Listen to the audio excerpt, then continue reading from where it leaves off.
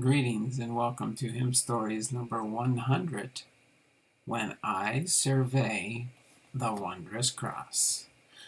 When I survey the wondrous cross, on which the Prince of Glory died, my richest gain I count but loss, and pour contempt on all my pride.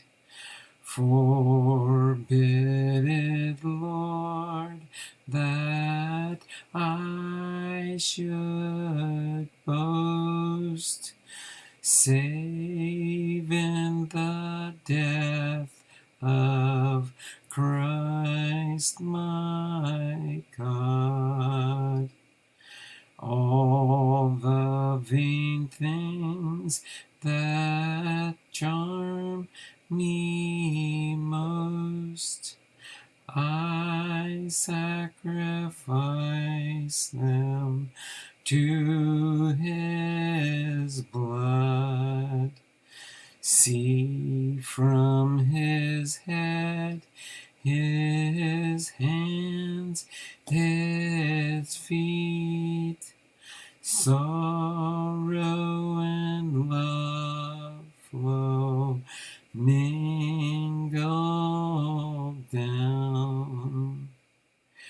Did ever such love and sorrow meet, or thorns compose so rich a crown?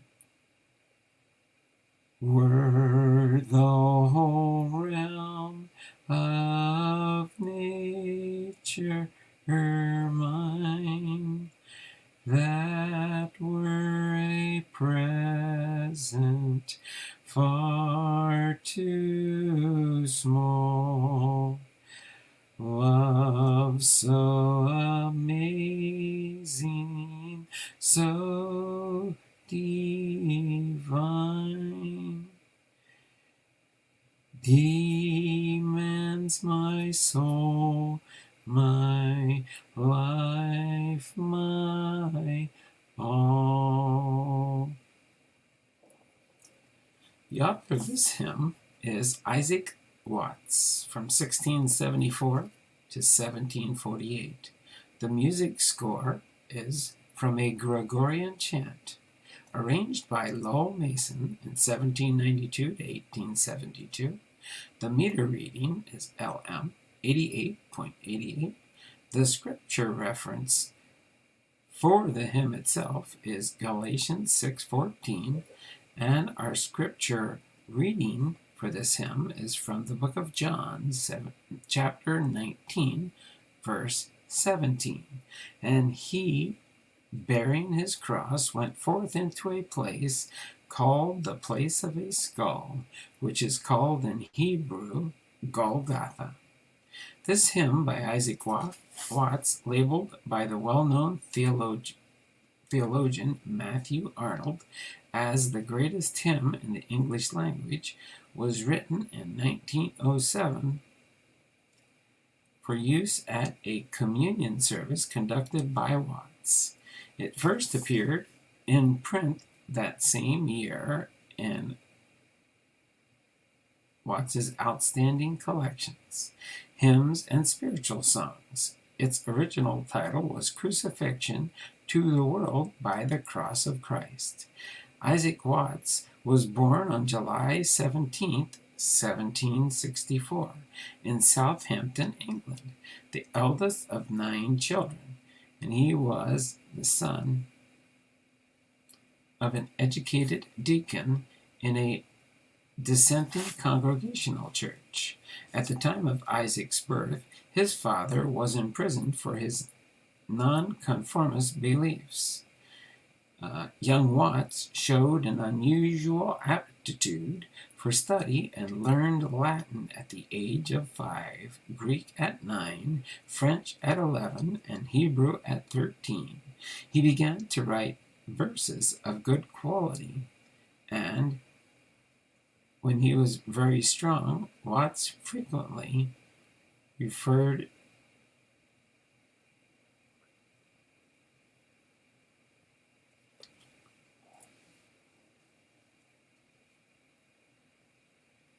age of 5, Greek at 9, and he began to write verses of good quality when he was very young.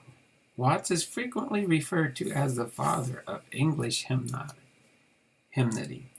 One of his early concerns was that deplorable state to which congregational singing had degenerated in most English-speaking churches. The singing consisted of slow, ponderous psalms, which in each line was first read by an appointed deacon, and was followed by the droning of the congregation. The texts of these psalm hymns were often crude and inelegant. Typical doggerel of the time is this: Ye monsters of the bubbling deep, your master's praises spout. Up from the sands ye codlings peep, and wag your tails about. Watts once wrote, "The singing of God's praise is the part of worship most closely related to heaven, but in its performance among us is the worst on earth." One Sunday, after returning from a typical poor service, Watts continued to rail against the congregational singing. His father exclaimed, "Why don't you give us something better, young man?" Before the evening service began, young Isaac had written his first hymn, which was received with great enthusiasm by the people. The youthful poet decided to write other hymn settings. For a period of 2 years, Watts wrote a new hymn every Sunday. He went on to write new material versions of the Psalms with a desire to Christianize the Psalms with the New Testament messages and style. Several of his hymns were based on these new psalm settings, which are such favorites as Jesus Shall Reign, O God Our Help in Ages Past.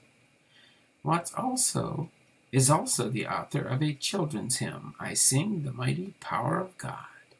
Because of this bold departure from the traditional psalms, Isaac Watts was often considered to be a radical churchman in his day. Isaac Watts is also the author of I Am a Soldier of the Cross and Joy to the World.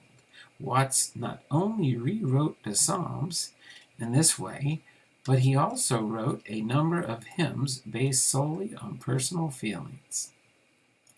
These hymns were known as hymns of human composure. Such hymns were very controversial during his lifetime. When I survey the Wondrous Cross as an example of this type of hymn written by Watts. In all, Isaac Watts has composed more than 600 hymns. The tune for this text is known as the Hamburg Tune. It was the work of Lowell Mason, who was often called the father of American public school and church music. Mason stated that he arranged this tune in 1824. From an ancient Gregorian chant, the earliest church music known. These church chants were inherited by the early Christians from the Hebrew temple and the synagogue services. They represent some of the loveliest melodies known. Pope Gregory, who lived during the latter part of the 6th century, was one of